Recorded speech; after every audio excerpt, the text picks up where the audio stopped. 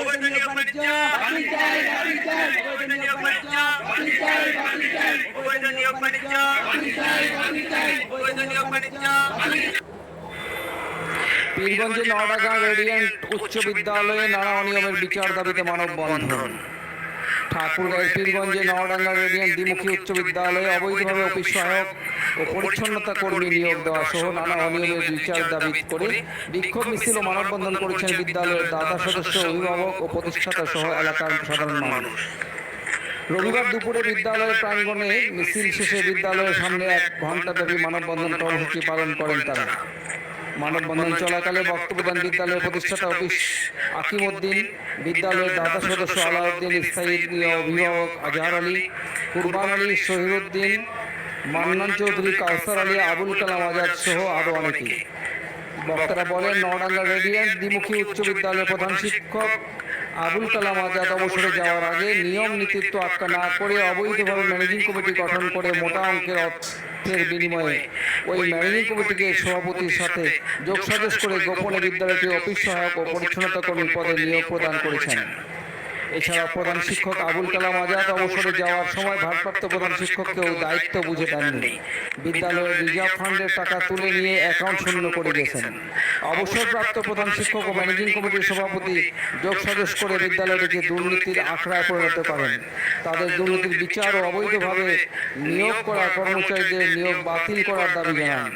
এ বিষয়ে বিদ্যালয়ের ভারপ্রাপ্ত প্রধান শিক্ষক সিরাজুল ইসলাম বলেন, আগের প্রধান শিক্ষক তাকে স্কুলের সব কাগজপত্র বুঝিয়ে দেননি। গড়মিল তো আছেই, সব কাগজপত্র পেলে হয়তো বোঝা যাবে। নওডাঙ্গা রেডিয়েন্ট দ্বিমুখী উচ্চ বিদ্যালয়ের সাবেক প্রধান শিক্ষক মোহাম্মদ আবুল কালাম আজাদ ও সাবেক সভাপতি মোহাম্মদ বাবুল হোসেন দুইজনে নিয়োগ বাণিজ্য করে। আমি একজন প্রার্থী ছিলাম অফিস সহায়ক পদে। আমার কাছ থেকে সাবেক অবসরপ্রাপ্ত প্রধান শিক্ষক মোহাম্মদ আবুল কালাম আজাদ তিনি আমার কাছ থেকে নিয়োগের কথা বলে 4 লক্ষ টাকা নেন, কিন্তু আমাদেরকে কোনো এডমিট কার্ড বা সাক্ষাৎকার পত্র না দিয়েই তারা অবৈধভাবে গোপনে নিয়োগ বাণিজ্য করে। ও অবসরপ্রাপ্ত প্রধান শিক্ষকের অবৈধ নিয়োগ বাণিজ্যের শাস্তি এবং দুর্নীতিবাজদের বিরুদ্ধে করা বিচার চাই এবং এই অবৈধ নিয়োগ বাণিজ্য বাতিল চাই। গ্রাম নওডাঙ্গা নয়াপাড়া, এই আমাদের নওডাঙ্গা 5 রেডিয়েন্ট উচ্চ বিদ্যালয় সাবেক হেডমাস্টার আবুল কালাম আজাদ, সাবেক সভাপতি বাবুল হোসেন, ওরা দুজনেই মোটা অঙ্কের টাকার বিনিময়ে ওরা অবৈধ নিয়োগ দিচ্ছে। এমপির বাসায় আওয়ামী লীগের ক্ষমতা দেখায়, আওয়ামী লীগের এমপির বাসায় নেতাদের বাসায় নিয়ে শিক্ষা অফিসার ডাকে নিয়ে তারা এখানে নিয়োগ দিচ্ছে এবং মোটা অঙ্কের টাকা নিচ্ছে আমাদের প্রার্থীদের কাছে টাকা। এই যে আমাদের সাবেক সভাপতি উনি তো আমাদের স্কুলের প্রতিষ্ঠাতা আগের সভাপতি আকিমউদ্দিন ভাইকে ফুসলে থাকলে নিয়োগটা বৈধ করার জন্য ওদের কাছে চালাকি করে চলেছে এবং বলছে যে স্কুলের যে টাকা আমরা ডোনেশনের টাকা দিতে নিছি ওই টাকা আমার হাতে আছে ভাই, আমি আপনার হাত দিয়ে সব টাকার স্কুলে কাজ করাবো, আপনার নিয়ে করাবো, সব কাজ করাবো, স্কুলে কাজ হবে, এই টাকা আমার কাছেই আছে। সেই স্বীকারোক্তি দিচ্ছে সাবেক প্রতিষ্ঠাতা এবং সভাপতি আকিমউদ্দিন ভাই এবং স্কুলের সব শিক্ষকের সামনে। তিনি আদৌ উনি একটা পাথরের গুঁড়া স্কুলে ফেলায় সব টাকা ওরা আত্মসাৎ করছে। ওদের আমরা শাস্তি চাই এবং এই যে অবৈধ ওরা যে টাকা নিচ্ছে কালো টাকা, এদের বিচার আর আওতায় আনা যায়, এদেরকে যেন চূড়ান্ত বিচার হয় এবং নিয়োগটা তো বাতিল চাই আমরা। অবৈধ নিয়োগ যত বাসায় বসে নিয়োগ কিন্তু সব ফরমালিটি হয় না, পুরো লোক জানে না। আর এই যে আসসালামু আলাইকুম, আমাদের এই নওডাঙ্গা রেডিয়েন্ট উচ্চ বিদ্যালয়ে আমি প্রতিষ্ঠাতা এবং সভাপতি, এখন বর্তমানে এসবের সভাপতি আছি একটা কমিটি। বাবুল আমাদের ছোট ভাই, উনি আমাকে ঘুমায় শুয়ে সব কাজ করে থেকে আমাকে শোনা জানালে আমাকে বলছে ভাই আমি স্কুলে কাজ করবো, তারপরে আপনার সময় হলেই আমি ডাকে দেবো। এই আমার না ডাকে সম্পূর্ণ ক্লিয়ার আবার যে রিটায়ার দিয়ে আমাদের আধার মাস হলো উনার নিয়োগ ফের রিটায়ার ফাইল ঢুকে ওরা সব পাস করে উনার ফের ফাইল টাকা বহুত পয়সা করে নিয়ে ওনাকে কাগজ ফাইল দিয়ে স্কুলে আমার অনেক কাগজ নাই, স্কুলে আমার রেজিস্ট্রেশন বই নাই, তারপর সুভাষ মাস্টারের তার ফাইল নাই, রাজা কেরানির ফাইল নাই, সিরাজুলের ফাইল নাই, তারপর যে ছেলেটা নিয়োগ দিল ওদের ফাইল নাই। আমাদের স্কুলে এখন স্বয়ং 5-7 জন করে বাসার স্কুলের কাগজপত্র সম্পূর্ণ। আর আমাকে আমার ছোট ভাই আমার শ্রদ্ধা করে, আমিও শ্রদ্ধা করি যে ভাই আমার 2 টাকা আমার পেটে যাবে না, তোমার হাত দিয়ে সব মিটিংয়ে হাউসে আমি বলছি প্রত্যেকটা মিটিংয়ে যে আমি দুনিয়ার ছেলে, আমার লোক নাই, লালসা নাই, আমার মন বড়, আমি 2 টাকা আমার পেটে যাবে না। এই পর্যন্ত একটা টাকারও কাজ হয়নি আমাদের এই পাশে উত্তরপাশে স্কুল সব মাথাত করতে পারে।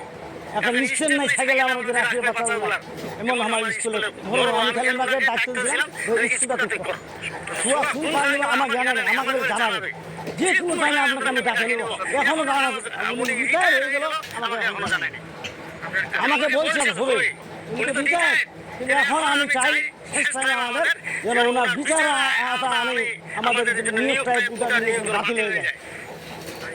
স্কুলে আমরা উন্নতি চাই, স্কুলে আমাদের অনেক কাগজপাতি নাই, আমাদের শিক্ষার হার জন্য আমাদের স্কুলে নাম করা ছিল, এখন আমরা একদম 5টা হাই স্কুলের নিচে পড়ে আছি। নওডাঙ্গা রেজিডেন্ট উচ্চ বিদ্যালয়ে প্রাপ্ত প্রধান শিক্ষক মোহাম্মদ সিরাজুল ইসলাম। আমি গত 12/8/2024 তারিখ থেকে আমি আমার ভারপ্রাপ্ত প্রধান শিক্ষক হিসেবে দায়িত্ব পেয়েছি। মাত্র কয়েকদিন আমি ভারপ্রাপ্ত হওয়ার পর আমাদের এখানে কোনো নিয়োগ সংক্রান্ত ব্যাপারে লাল কোনো সমস্যার কোনো সৃষ্টি হয়নি 12 তারিখের পর থেকে। এখন নিয়োগ সংক্রান্ত ব্যাপারে বারবার একটা জিনিস আসতেছে, পূর্ববর্তী শিক্ষক প্রধান শিক্ষক হেডমাস্টার প্রধান শিক্ষক আবুল কালাম আজাদ, সাবেক সভাপতি জনাব মোহাম্মদ বাবুল হোসেন, তারা নিয়োগ দিচ্ছেন, নিয়োগের বাণিজ্য করছেন কি না করছেন সেটার ব্যাপারে তার কোনো ডকুমেন্টস আমার কাছে নেই।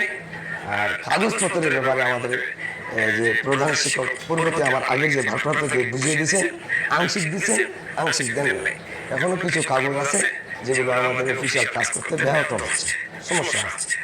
তো আমি ভারপ্রাপ্ত আসার কারণটা হলো আমি এলাকার ছেলে, এখানে প্রতিষ্ঠা শুরু থেকে এ পর্যন্ত আসছি, আদার্স অন্যান্য প্রতিষ্ঠানের সঙ্গে আমি জড়িত ছিলাম। আমার উদ্দেশ্য হচ্ছে এখানকার যে একটা পরিবেশ, শিক্ষার পরিবেশ, আমাদের পরিবেশ একটা ঐতিহ্য ছিল, শিক্ষাগত পরিবেশ একটা ঐতিহ্য পরিবেশ ছিল। আমরা এই 11 নম্বর একটা মডেল ছিলাম, সেই মডেলটা কীভাবে ফিরিয়ে আনা যায় এলাকাবাসীকে নিয়ে, সেগুলোর লক্ষ্যে আমাকে এলাকাবাসী তারপর শিক্ষক কর্মচারী সবাই মিলে আমাকে দায়িত্ব দিয়েছেন, সহযোগিতা করতেছেন।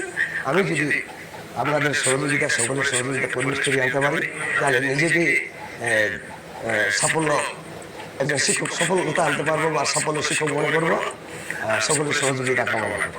আইন অনুযায়ী হচ্ছে কি না হচ্ছে পেপার যদি না পাই তাহলে আমি কেমন আমার কাছে সেবার কোনো পেপার নেই।